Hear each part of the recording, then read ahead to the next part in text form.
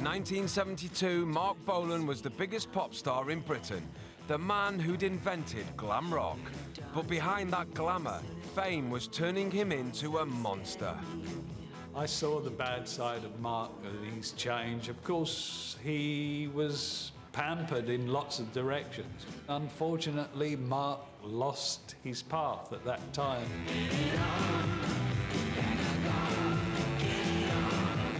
We all learned to live with Marc's egomania. Things could be very, very awkward in the studio sometimes. He would have rages of yelling at people.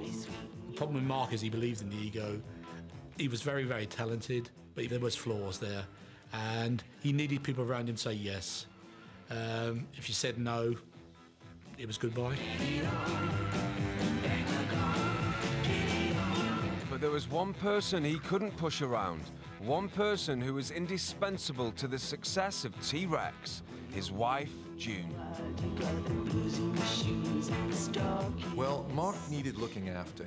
He never really could do ordinary things. He couldn't get a taxi. He couldn't cook. There's a lot of things he didn't know how to do. And June was definitely a mother figure for him. She was slightly older. She was there driving it all, and she's very, very important in his life. She was the one person who seemed to be able to tell him what was real and get away with it. But in the world of rock, temptation was never far away, and Marc had been aware of his power over the opposite sex from an incredibly early age. It is true that he lost his virginity at 9. We discussed this very early on, as we talked about girls and the way they behaved, and we always preferred the girls that were older and much taller than us.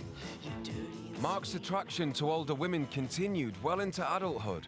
In 1973, he stunned his entourage when he began a full-blown affair with his backing singer, Motown star Gloria Jones.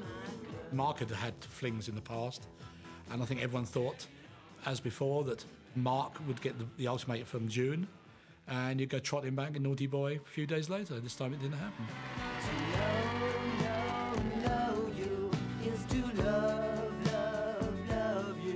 He gave me love. He never hid it from anyone. He never hid it from June. He never hid it from his staff. He never hid it from the world. When June did find out about the affair, the couple split. And without his wife to keep him on the straight and narrow, Marc's life was about to go through a major change. Gloria didn't rule his life as much as June did, so he kind of had a sense of freedom and he's being his own man. I felt there was very much a laissez-faire attitude, whereas June would try and control the excesses. Gloria seemed to feel he should work his way through them. It just felt to me that one was more positive than the other.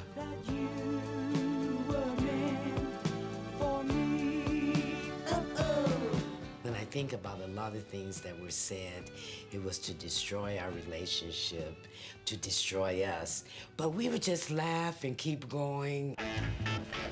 But by 1973, the singer could only keep going on an increasingly potent diet of drink and drugs. Those around him couldn't help but notice. Marc could be the sweetest person going. No matter how much he pissed you off, you just had to give that little boy smile and you fell in love with him. But there was a dark side, and the dark side was when he was drinking and taking drugs, which after 73 became a serious problem.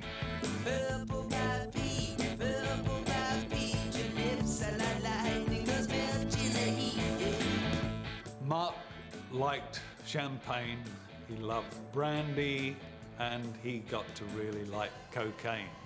I think we all liked cocaine, but if you have enough money to buy more than anyone else, then it can be very dangerous.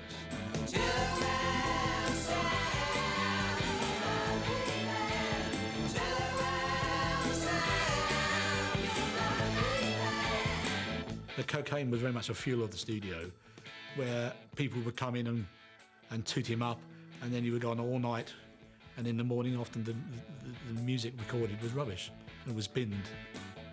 He just took more and more and more of it and became less focused and less aware of exactly where he was going wrong.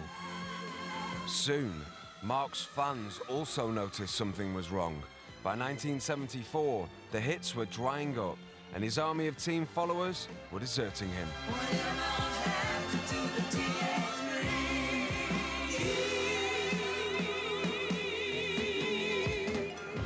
See, the drugs and alcohol, that was not the problem. The problem is one day you have become a major star, and then you're told that, hey, you don't have it.